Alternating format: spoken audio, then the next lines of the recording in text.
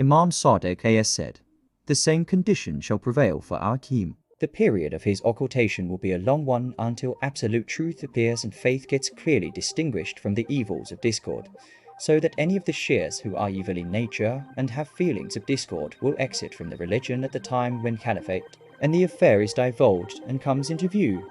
Mufazzal says, I said, "O son of Messenger of Allah, the Navasibs, a group belonging to Sunni sect, reckon that this verse has been revealed in honor of Abu Bakr, Omar, Osman and Ali. Ayat 55, Surah An-Nur. He replied, "No, may Allah not guide the Navasibs." During whose period was it that the religion of Allah had been established and had become the object of satisfaction of the Holy Prophet?